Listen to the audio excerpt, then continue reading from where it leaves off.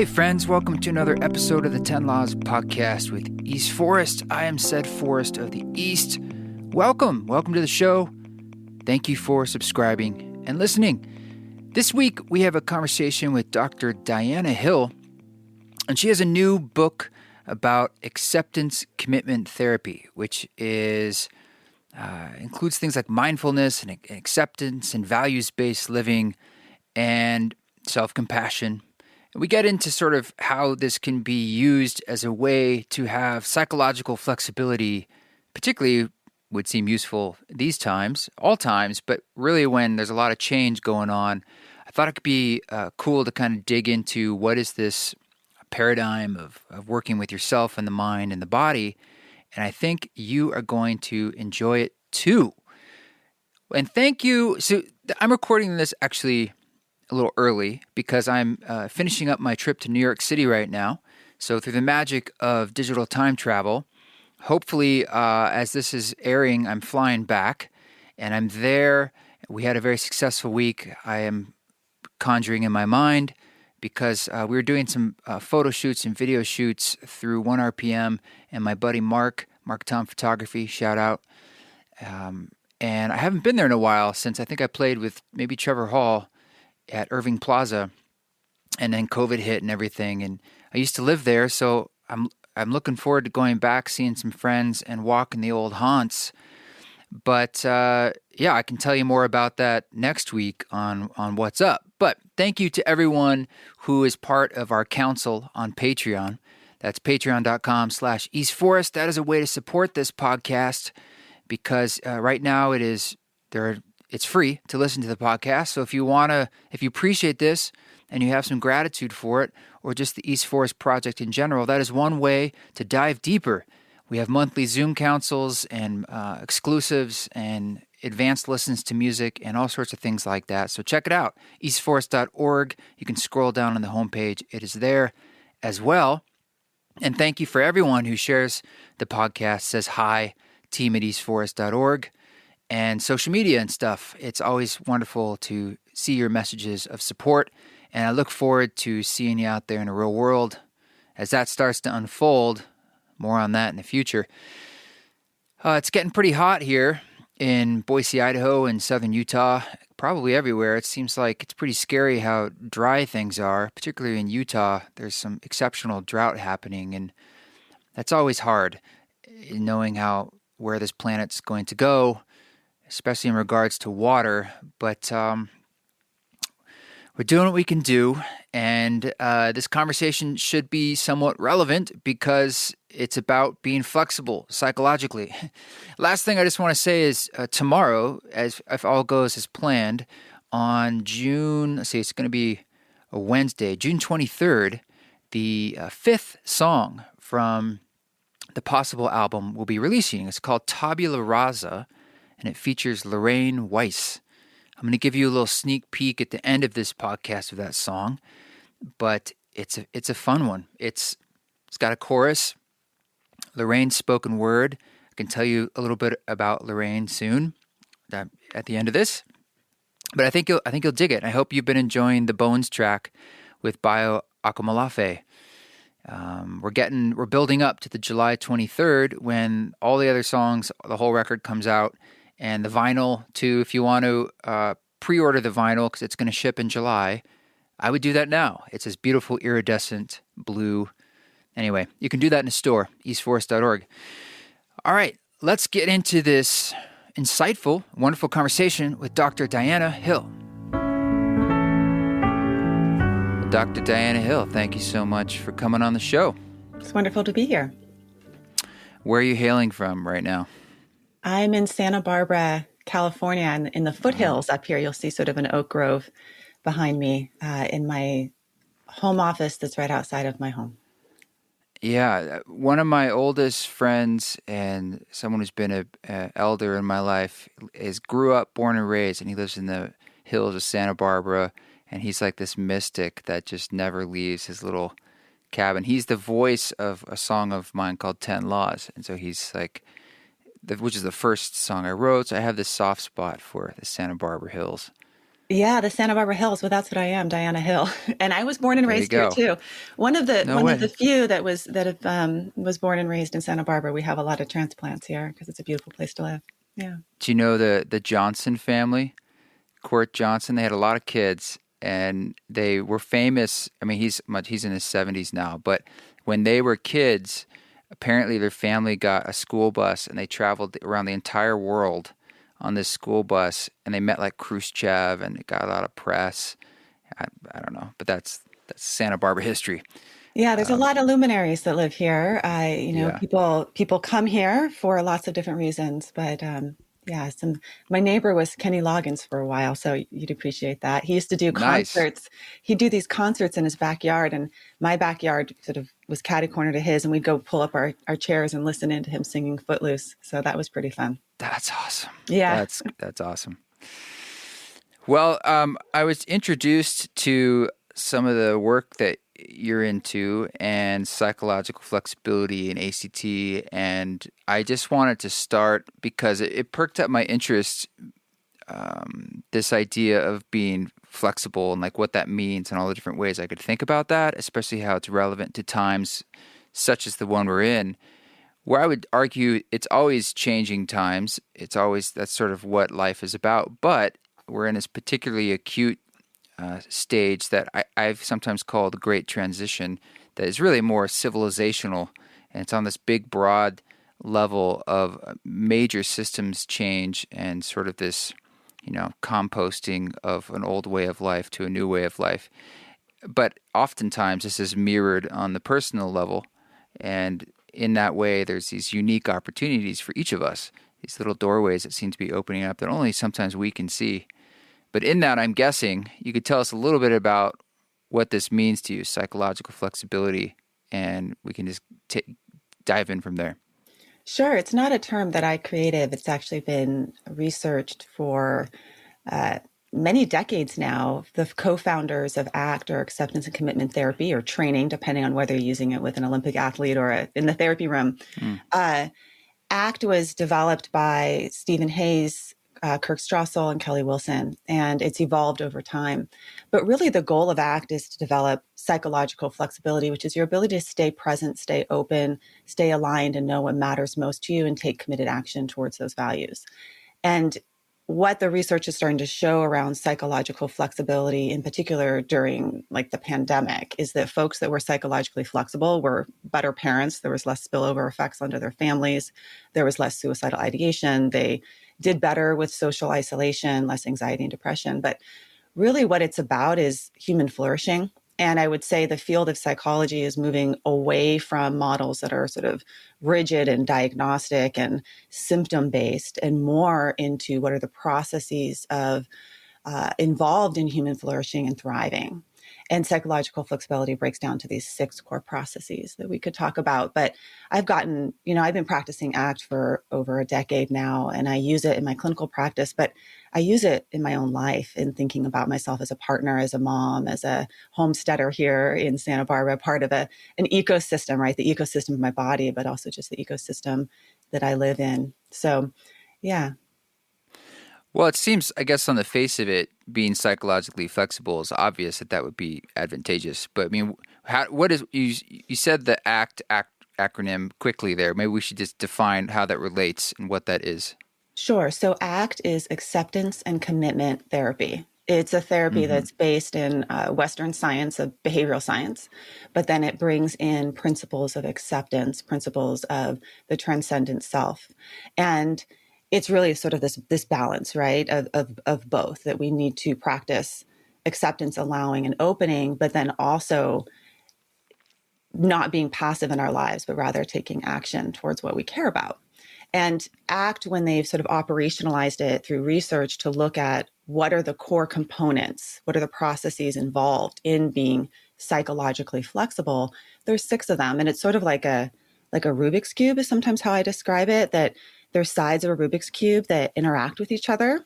And you can work on one side at a time. So the 6 sides are being present, uh, knowing what matters to you, being clear on what your personal chosen values are. This is the second one.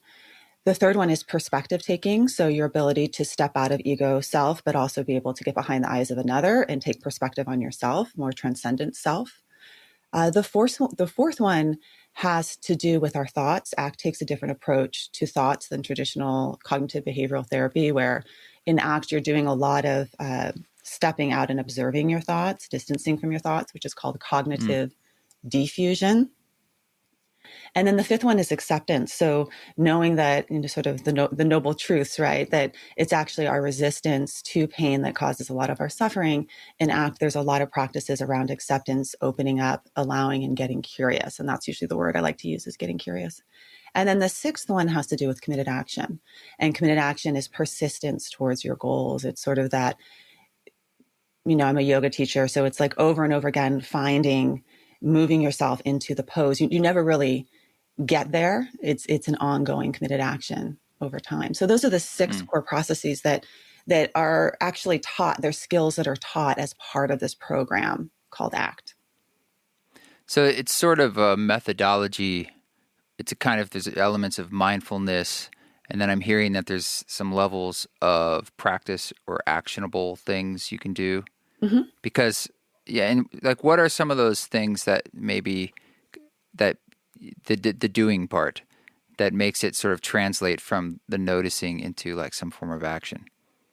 Sure. So one thing that I like to teach is it has to do with habit formation. I'm sort of a behaviorist at heart. So, things like getting clear on what your values are, what's important to you in your life, and then designing your life, creating habits in your life that are intrinsically rewarding because they're linked to your values. So if you look at a habit, a behavior cycle, it starts with a cue, something that cues you to do something. So for me in the morning, I wake up and my first cue is like coffee, right? And so Yeah.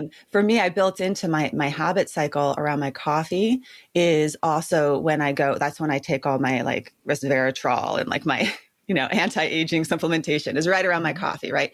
But then I take my coffee and I take my coffee down to go sit, and I actually use the coffee as the reinforcer for my spiritual practice, right? My meditation or my journaling practice in the morning. So you can start to think about using some of the science of behaviorism around what's important to you and reinforcing what's important to you. So that's just one part of committed action. But, I think that with ACT, the reason why it's of interest to me or why I use it is because there's a resonance of lots of different traditions within it. And Mm. so you hear the behavioral science, but then over here, you're working on transcendent self, right? Like noticing when we're caught up in self story and how to, in the moment, be able to step back into a bigger perspective, more interconnected version of you. So a lot of these processes work together and are it's sort of an integrative approach to psychology. How is it different though than just sort of like basic mindfulness? Like what sets it apart from just paying attention and having that witness consciousness? Right. So mindfulness is a core component of ACT. It's one of those six sides of the Rubik's Cube, right? Yeah. So mindfulness is the being present. I would say how ACT is different is that one, you don't need to have a formal meditation practice in order to be engaging in the processes of ACT. And in ACT, it's being mindful where it matters to you, because Mm. it's talking about sort of this canyon, right? So I live in this canyon and there's these beautiful red-tailed hawks that come over through the foothills here. And for a long time, my husband has been saying, honey, come out and look at the red-tailed hawk. Honey, come out. And usually I'll sit there and be like, I'm finishing a note, or I'm, finishing up making dinner, or I'm doing something with the kids. And I'll be like, hold on a second. And either by the time I get out there, the hawk is gone, or by the time I don't go out at all, because, it's just a hawk. But during the sort of early parts of COVID, I went up to my house and my husband was working and we were both working from home, and he looked at me and he said, honey, I can't see like a whole portion of your face. And I was like, okay, so we need to get you to a doctor. And many doctor's appointments later, we learned that he has this progressive vision loss that he's never going to get back, and that's going to continue. Right. So Whoa. when my husband says, honey, look at the red-tailed hawk, I'm mindful where it matters, right? I drop everything. So in ACT, it's about getting clear on what really does matter to you. And I think, especially at big times like transition, like of big, huge traumas or big, huge changes in our life, there's a clarity that emerges. And that clarity is often through pain, that pain is one of the biggest arrows that points to our values. So values are another side of that Rubik's Cube. So with ACT, we have the mindfulness side of the Rubik's Cube, but then we also notice that when you're mindful, it also, when you start working on that side, it also connects to the other side, which is your values. And when you start working on your values, then all of a sudden it taps into your pain. And then when you start working on pain, you start recognizing, oh, I need to work on the acceptance part of all this stuff. And you start working on the acceptance part of it. And then you're like, well, maybe I need to make some changes in my life. So then you start working on the committed action. And you can see how these different sides of the Rubik's Cube intersect and interact to create a way of being in the world, which is psychologically flexible. Well, I love that phrase of pain pointing to your values. A lot of what I like to do with music and ceremony and ritual is about sort of clearing away the noise or that which is blocking that natural, intuitive sense about what those values are. Like, what are the things I really want to, where I want to point all this? And so I totally agree that in a lot of ways, stress and pain is a way of getting, it'll illuminate that for you typically.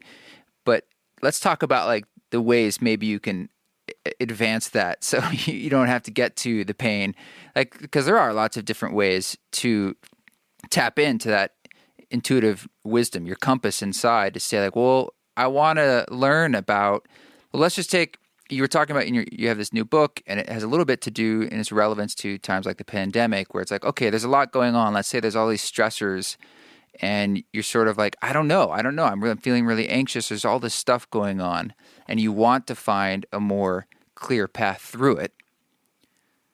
What are some of the steps that fit into this system of thinking that we could actively choose to do it before we're starting to have issues like pain or we're waiting for some major breakdown in our life? Yeah. So I love that you're a musician, and I often use the metaphor of tuning a guitar to be a metaphor for values. And in ACT, we use a lot of metaphors because it's a way to use language to get around language. Humans are caught so much up in their head and with language and stories that it's ridiculousness, and we need to get out of our heads and into our bodies, right? So tune a guitarist, and my son is a guitarist, so I'm learning a little bit from him. But a guitarist, when they tune a guitar, the first thing they do is they play it, right? You play all the strings and you listen. And then you listen, and it's the knowing, right? It's like, how do you know? Well, I know. I know. Right? You can use the little guitar tuners, or you can listen if you're a musician. And so I think of values is that we don't have to wait for our guitars to be so out of tune and like, blaring our ears to do it. But actually it's a rather a tuning in throughout our day, through the choice points over and over throughout our day. There's these moments where we have a choice to listen in and tune up and go string by string, right? So when a guitarist will then go string by string, and I think of those strings as the domains of our life, right? So what are your values? How do you want to be in relationship to parenting? Or how do you want to be in relationship to health? Or how do you want to be in relationship to social justice? Or how do you want to be in these different strings? And then you make little adjustments. And what's interesting is that just like when a musician goes up to a stage, we give them lots of time to tune up, and we're patient. We're like, yeah, take your time. We want it to sound good, so we'll give you whatever time you need, right? But we don't do that for sort of. Audiences, yeah. Audience. I'm kidding. But if you were a true connoisseur, you should, right? Like sure, it's going to sound better. Yeah. It's like, let them do what they need to do. Let them do what they need to do. And I would say the same is true for us. And the same that we need to give ourselves that time. We need to take the time to be intentional about tuning in and tuning up to our values, and values being really personal and chosen by you and the ways in which you want to be in the world. So what type of sister or brother do you want to be? What type of human do you want to be with this friend? That's why, yes, we can wait for pain to show up, or we can also take action throughout our day, these little mini micro adjustments, little micro Hmm. adjustments to tune into our values. Yeah, I mean, this element of choice is there. Like you have to essentially, the instigating factor in this is that it's you who's deciding. I think there is this element when all these external forces are going on and things are breaking down. There's kind of like a feeling like it's not up to you, like you're a victim. And there is always this role that you play to sort of decide how you want to point that ship. And you need it on the most basic level. It sounds like to start this journey to decide what those values are. You could change them at any time, just like we were talking about my friend Court, who lives in Santa Barbara, and has 10 laws that he has. That's sort of like his hunter-gatherer code of 10. Like if I have those things covered, the rest of the stuff in my life is extra. It's the extra credit. These are the things that are important to me. Mm-hmm. And he decided those. And he says they're not immutable. I could change these at any time, and you can add to them or take them away. So for some people, maybe it's just like shifting that basic paradigm about like, hey, I have some level of influence here, and there's an invitation for me to step into that role in my life. Yeah, I love that you're using the word choice. And actually, choice is a very important part. Just the stance of choice totally changes our mindset.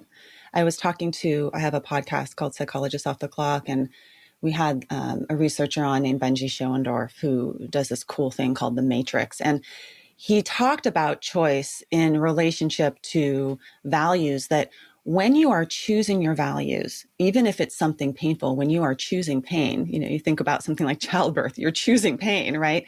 And it's Mm-hmm. connected to something Right. meaningful. It totally changes the way that you relate to it. I think about like the Wim Hof breathing, right? I started doing Wim Hof many years ago, and I picked it up during the pandemic. Do whatever you can, drink your green smoothie. So with Wim Hof, his whole approach, the Iceman, I don't know if you've heard of him, but he's like Of this. course. Okay, Yeah. everyone's heard. Okay, people on this, not everyone Yeah. has heard of him. He's famous. Yeah. He's famous, right? And they're actually doing some research on his stuff now at USC. Alyssa Apple is looking at some of his stuff on hermetic stressors. But so with Wim Hof breathing, you're choosing to hold your breath for long periods of time. You're choosing to dunk your body into ice cold water, right? You're choosing to stress your body in these ways. If you were doing those things, if someone did those things to you and it weren't your choice, it would be considered torture. But because you're choosing it, it's like a health practice, right? So just the way that you relate to something changes the way that you experience it. And oftentimes, a lot of our suffering is about what we're doing with our internal experiences, with our teams that show up. Kirk Strassel calls them teams, our thoughts, our emotions, our action tendencies, our urges, our memories, our sensations in our body. And when difficult stuff shows up inside of our body, what we often do is we choose to turn away from it. That's just the human condition. That's in our biology. It's our evolutionary biology to do that. We choose to try and control it. We choose to turn away from it. We run from it. And when we do that, we're engaging in something called experiential avoidance, which is a term and act, experiential avoidance. And I call it the experiential avoidance roundabout in our book with Debbie Sorensen, because it sends you in this roundabout. And I'm in California, and they used to pop roundabouts down in California, all the like traffic congestion places. And when you're in a roundabout, the only way to get out of the roundabout is to exit, right? But Californians get freaked out by things like roundabouts because it's like, what do I do? It's like traffic, new traffic. I have to be flexible here. The psychological flexibility is the willingness to move over a lane and do that hard thing to get yourself out of the roundabout of suffering. And when you're out of the roundabout of suffering, you can go on any road you want in town. But that's the choice point, right? So the choice point is recognizing when difficult stuff shows up under your skin, seeing what your values are, being willing to stay with the discomfort, but then orient yourself towards what you care about in the moment. Well, in psychedelic assisted therapy, it's sort of a basic teaching is when sometimes it appears as imagery or whatever it is, some kind of ominous feeling or thing or being. It's usually like lean into it as opposed to pushing it away. And the resistance in pushing it away is where a lot of that real discomfort starts to happen. And it's almost like the unconscious manifesting in these different ways in the journey, and as like a monster essentially, and you can run from it, but you can't hide. And it's sort of like a bigger amplification or illumination of like this idea of using that as like a lesson or a teacher, and kind of leaning into that experience. Yeah, and I would say none of this is new. I think that's the Hmm. most common response I get when I talk Right, about right, these right, principles. I act like none of this is new. Well, yeah, none of it's new, of course. And if you even look at Tibetan Buddhism and Lama Alam and her work with feeding your inner demons, right? She has this whole practice around imagining your inner demons and having a conversation with them. Why are you here? What do you want from me? And then imagining yourself feeding them. Like, what is that about? That's about right. acceptance and making space and seeing the two sides of the coin, that often what shows up, the most painful, difficult thing that's showing up for you, whether that's your addiction or whether that's your jealousy, has something with it that links to what you care about. That's why it's painful for you. I haven't met a lot of people that get really upset when they lose a game of bowling, right? Unless they're like a bowling champion. You get upset about the things that matter to you. So the demons that show up often are linked to uh, what's most important, and it behooves us to be able to sit with them. I see that it's an indicator of like what's important to you, but I also see it as a little bit of a trap because it's important to you. It's the thing that's the most sticky. So I mean, what are ways when and that's like if you avoid it, how it can come up as ancillary pain. Like you have this, oh, now my back hurts, and like some people would argue, and we've had some people on this show who talk about pain from a psychological perspective, and not all pain, but a lot of pain. And it's another way of like your body trying to talk to you, or your mind and your heart trying to like infuse like these messages to you.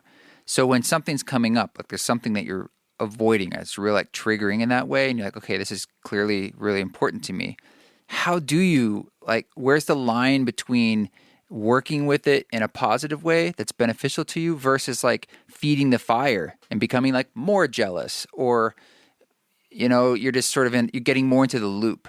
Oh, it's so great. Well, I just will first say that interestingly, ACT is used as the primary treatment for chronic pain, and the United Kingdom NICE guidelines, which are sort of like the highest standard of medical guidelines, just came out recommending ACT for chronic pain, because pain is represented in our brains, whether it's physical pain or emotional pain, in very similar brain areas, right? So the somatosensory Mm-hmm. cortex, the arcuate nucleus get activated when you are experiencing pain. Pain is different from suffering. And with ACT, or what we're working on, is how to experience pain without becoming entangled in it. I am experiencing pain, but I am not my pain. There's a meditation teacher, Annette Knop, who I've studied with. She's in Costa Rica at the Blue Spirit Costa Rica, and she talks about, sort of at the front of the heart are the waves, right? The waves of your emotion, the waves of your pain, the waves of your sort of sensations in your body. But at the back of the heart is sort of like diving down deep underneath those waves to a space that can hold it all.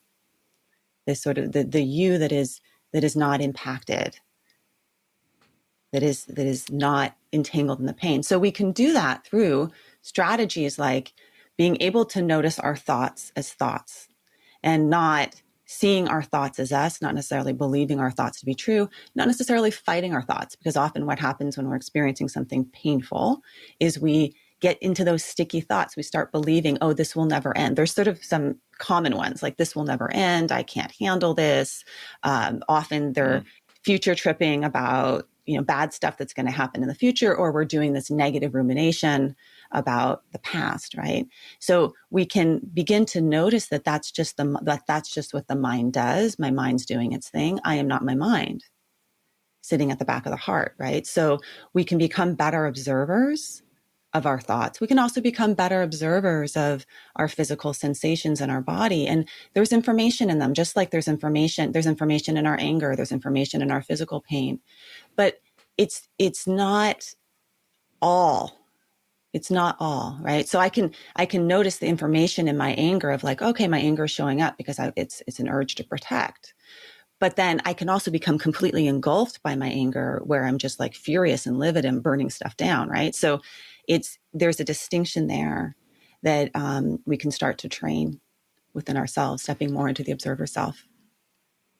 I think Ram Dass would call that like sitting in the seat of the soul, and it's that witness mentality, and which he spoke about a lot. There's a song that we collaborated on where he talks about loving your dark thoughts as opposed to pushing them away. And it's a different.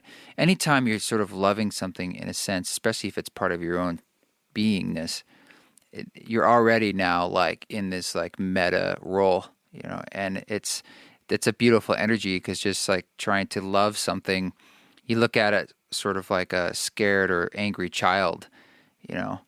At the end of the day, it's a waiting game, and you kind of holding something as a process is continuing to unfold. Mm-hmm. And these are all ways of just becoming kind of aware. And I would imagine just that act of like this is sort of this unique human capability we have to just be able to separate for a second and say like, there's now almost two things going on in your own sense of being. There's the other, or there's the witness, and there's the yourself, I guess. And that's such a bizarre thing that we can do this. And we sort of take it for granted, but just that act, like that mechanical motion in your consciousness, is a powerful mechanism and tool. Absolutely. That's, we develop this sense of self early on when we can start to tell the difference between you versus me, then versus now, here versus there, right? That's the self.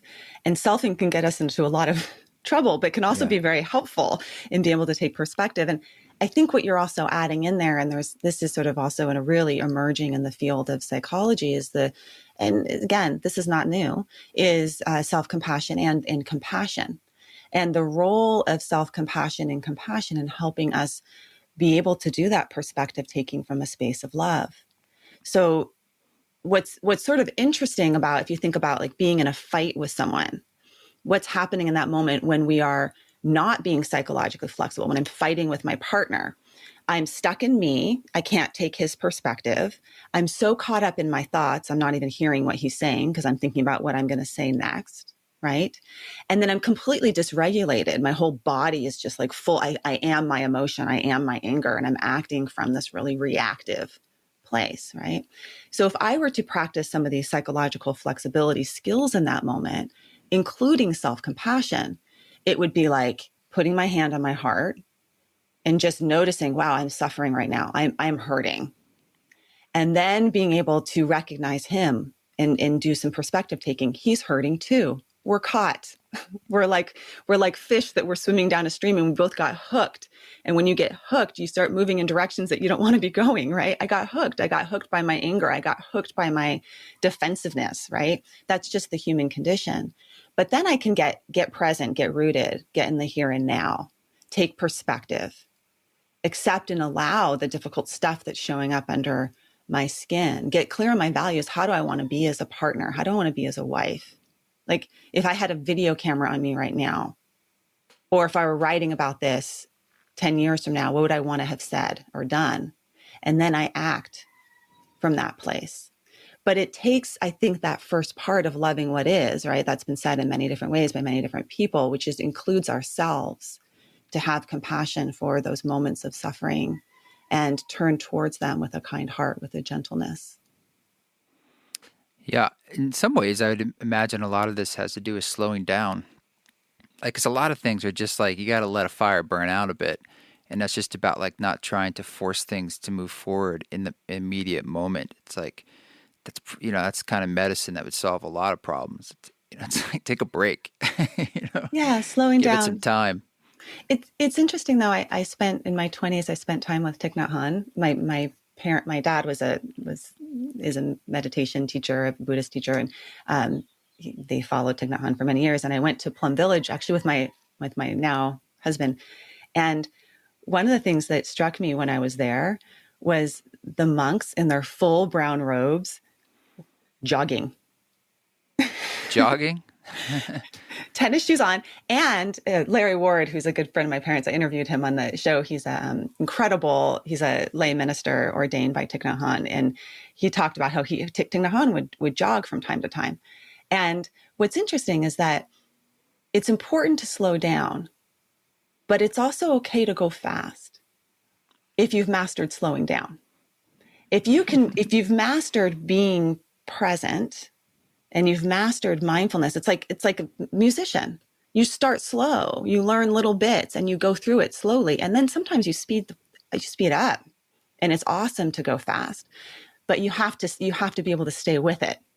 Don't go fast too soon. And so I think that actually psychological flexibility is about that. We live in a world that's speeding up, but how do we be conscious with the speed? And then how do we also practice the slowness from time to time? Like I would say again, throughout our days, those embodiment check-ins. Am I in my head right now or am I in my body? Okay, whoa, get back in my body, and then slow down, be present so that I can take that with me into the speed of life. Yeah, I mean, most people haven't mastered the mindfulness or mastered the slowness like a monk.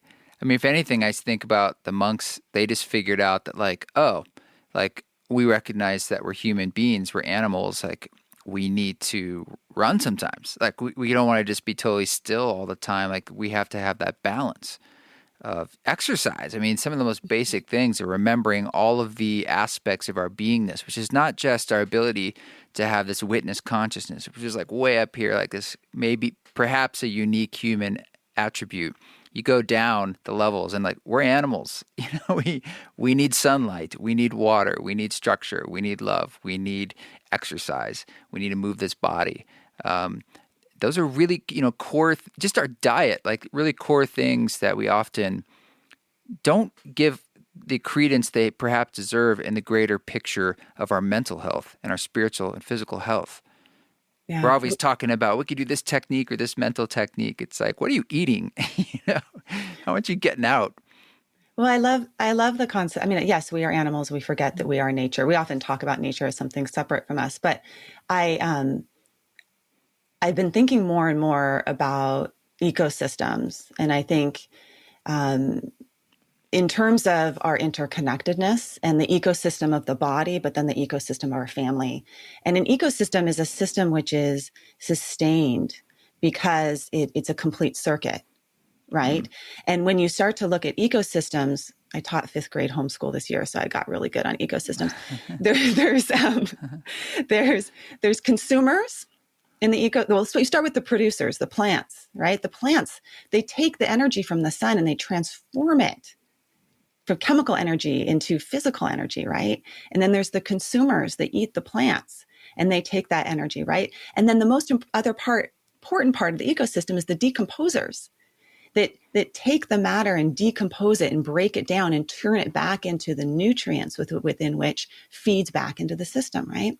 So humans are really good at consuming and we produce a whole lot of stuff, but we're not always the best at decomposing, whether that's environmental decomposing or decomposing our grief or decomposing our stress or decomposing through rest or decomposing through just being in the presence of another. And what we know now about human co-regulation, we're animals, but we're mammals. There's huge swaths of our brain that are dedicated to co-regulating, neural coupling, being able to being able to regulate our nervous system by being in the presence of another, which is part of our decomposition, right? So I would say we can look at that sort of like at the small level, like what am I consuming in terms of what am I taking in?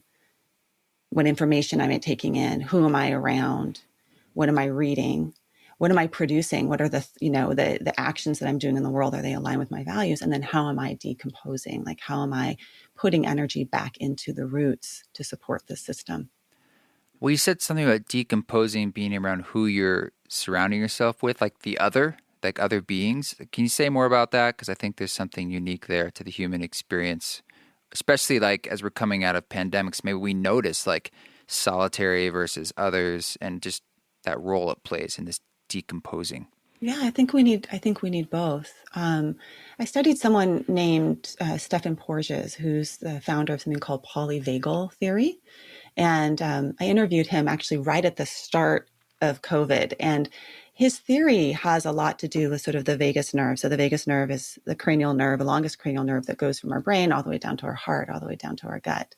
And mammals, the newer part of the polyvagal system has to do with regulating our nervous system through social engagement. And the ways in which we regulate our nervous system through social engagement is through facial expression, through tone of voice, through touch. And actually, he links a lot of the benefits of things like chanting, of breathing, of music and sound, the tonality of sound. Why is it so soothing to us? Is because it's activating that vagus nerve, polyvagal theory, right? So we co-regulate each other when we are in the presence of someone that feels safe and nurturing and loving and supportive. It calms our nervous system down. And when we feel safe, when our nervous system feels regulated, just like a kindergartner on the first day of school, when the kindergartner feels safe, they're more likely to go out and explore the room. When we feel safe, we're more likely to go out and explore our world and be able to engage in more pro-social action as opposed to competitive drive, right? So when I think about decomposing, I think about the time that's just traditionally was spent in circle, was spent in song, was spent in creating food, was spent in just, making thread, right? That we don't do a lot of that, or we don't do it in the same way that humans really benefit from each other, of being in circle, being in support of one another. That's incredibly good for our bodies and our brains, and then transmits into how we act in the world. Do you think there's a benefit or disadvantage of it being digital or virtual, that connection? Yeah, I asked Stefan Porges about that because it was actually right at the start of lockdown when we were just about to go into, this virtual Yeah. world. And for me as a therapist, I'm so used to having people come into my space and share a cup of tea and, have a candle going and breathe, right? Start of the session. Uh, how is this digital world impacting us? He said that um, it's it's a good substitute, but it's not the same. And in particular, what he really pointed to and what he really points to is also just the very important part of human touch, the important part of tone of voice. So when we're doing a lot of like texting or a lot of instant messaging, there isn't tone there, the tone of the voice. And what's interesting is that we put tone on it. So sometimes I'll have a client in my practice to be like, "Oh my gosh, you gotta hear what my sister said," and they'll whip out their phone and then they'll read the whole thing with this total tone. I'm like, Yeah. you put that tone on that. That was not there. It's just words, but you added the tone, right? So there's a way in which humans that we are interacting with each other, even just you and I, there's a neural coupling that happens. If I speed up, you're going to speed up. If I slow down, you're going to slow down because there's a lot of nonverbal communication that mammals have with one another that can get lost when we're in the digital world. It's not terrible, but we just have to be conscious of it. Even just the static Yeah. boxes that we're in. Yeah. Yeah, and you touched on also just this idea of like what we input in obviously is all this information swirling around us. I mean, that's a big aspect of it. So when we think about changing times, and I would imagine, let's just say for sake of argument, which is probably a safe bet, we're going to have more changing times and more forms of collapse and stress moving forward. Um, what are some things, or how can we sort of synthesize like what you're talking about in your new book about, advice you could give if we're moving forward, like sort of like signposts to look out for, kind of Yeah. the major strokes? So we start with the book is a 8-week program, and I've been kind of all over the place today, but it's organized. It's an organized program. It has 8 weeks. You start with week It's one. we're meandering. We're That's what I meandering. do. I Yeah, and meander. I hope Yeah. you don't. Yeah, I enjoy meandering, and there's also a time and place for like get your ducks in a row here. So the ducks in a row Hmm. are the first chapter is about self compassion, self care, and intentional use of time. So we go through 7 days. And it's not really necessarily meant to be done like every single day. I hope you're flexible with it. I mean, goodness, if you're not psychologically flexible with your program, then that's a problem. So you start with self-compassion. And for me, it's about we called it preparing the ground. I'm a gardener, and I really believe in the richness of soil, right? So the richness of the soil is self-care, of getting into a place of feeling rooted, right? Right now and during times of transition, doing those simple practices of going back to what you know roots you.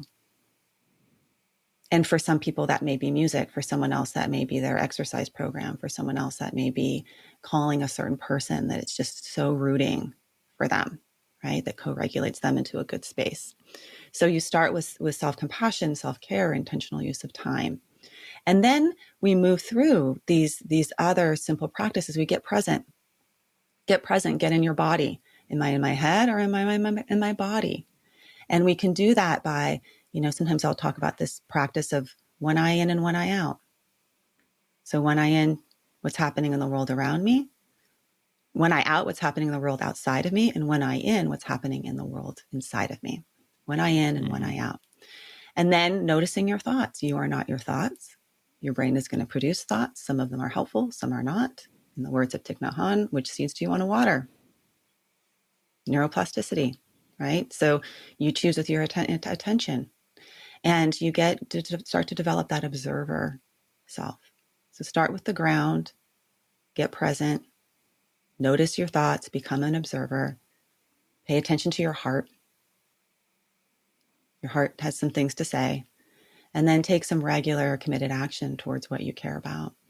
And I actually, on my website, I have these ACT as a body-based practice, right? So if you go there, you can kind of get like a little bit of a synopsis, like a little infographic that goes through each of these. But I think that people know at some level what they need or what they need to do during times of transition and change. It's the hard part is the implementing it, Yeah, I think we all know with the capital K, period. And it's just a matter of trusting that, or having the doorways be opened up to say like, yeah, you can do that. You can do what you know. It's just having a bit of encouragement. And sometimes that's what the witness is about, whether it's yourself or another. It's to motivate you to trust your own knowledge, your own beingness of saying that you really do know. And even when things are falling apart or other things aren't working, it doesn't mean you always have that connection to that center. And it's learning to trust that. It's always been there, and that it always will be there. And so it's a lot of these techniques seem like ways of reconnecting to that tether of truth. Mm-hmm. Yeah. Yeah. Well, where can people connect more deeply with this or you or your work? Well, I wear a lot of hats. So I have a podcast, Psychologists Off the Clock, where I've interviewed some pretty cool folk. And at drdianahill.com, I have a lot of events and offerings. Every Tuesday, I teach through Inside LA and Yoga Soup. I do the practice that I do, which is, I do a short talk, and then I do some embodied movement, and then I do a meditation. Tuesday evenings, it's free. And then I also have a lot of offerings through Inside LA. I'm offering workshops throughout the year on each of these practices, a deep dive. So if you go to Dr. Diana Hill under my events, and then I'll be in Costa Rica, April 2022, with the Longevity Center there at Blue Spirit. And I'll be bringing a yoga teacher, and we'll be going through ACT in that way. So that's another place. If you want to meet me somewhere in person, Cool. You can find out more there at drdianahill.com. Trudy Goodman's been on the show, speaking of Insight LA. There you go. Yeah. And she's awesome. And is Blue Spirit in Nosara, or is that further south? Oh, it is in Nosara, the heart of Nosara. It's started by Stefan Reichshafen, who has become a friend of mine. He started Omega, and then he's like, I'm going to go and build this place that is phenomenal. I would just check it out in general. You don't have to come to my specific thing, but it's pretty phenomenal in terms of what they offer there. They have a whole longevity center. They draw I was just there, Deva Premal. I was like swimming in the ocean with Deva Premal. It was pretty Well, phenomenal.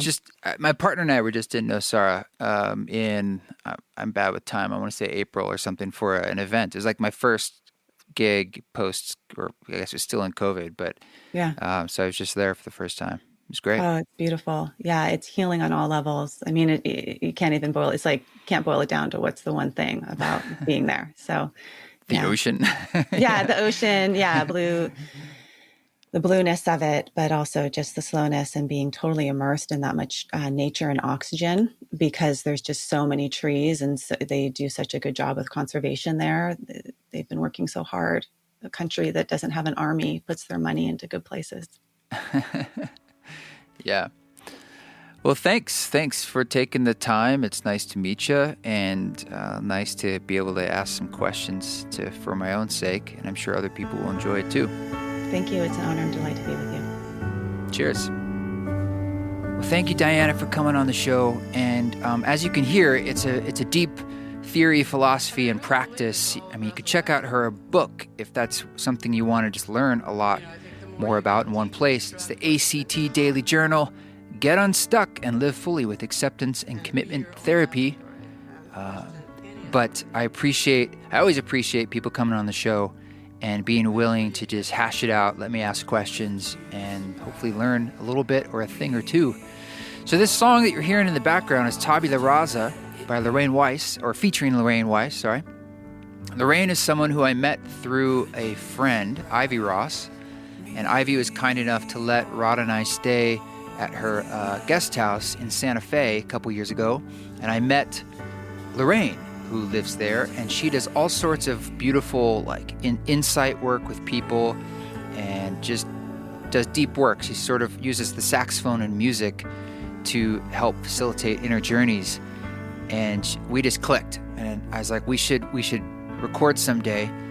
And long story short, she was able to go to a wedding in southern Utah a few hours away, I think near Bryce or Zion or something. And someone drove her out to the studio as a kindness. I'm sorry, I can't remember your name, but I remember you. Anyway, she came out and we recorded some soprano saxophone stuff for the Ram Dass album. And we also did a podcast. So this is the second song that I sampled from my podcasts that I used in this new Possible album. The other one was Bio, Akomalafe, and this one was Lorraine. And we had this beautiful conversation on the podcast, which I encourage you to go back and hear if you haven't heard it already.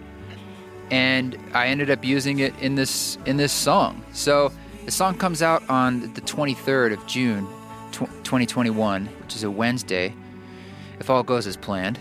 And check out the whole thing in nice high fidelity. And you can order it on pre-order the vinyl if you want to hear it on vinyl at eastforest.org. The whole Possible album ships in July. And I'm just excited to feature Lorraine because I think she's just beautiful and she's just been doing a lot of her own work, and it's great for people to kind of share their process. So thanks for listening, thanks for the reviews, thanks for subscribing, and thanks to all of our counseleers over on the patreon.com/eastforest, everyone who supports the podcast. I appreciate that, and the project itself. You guys are going to need to keep your hats of steel on as we continue doing our walk.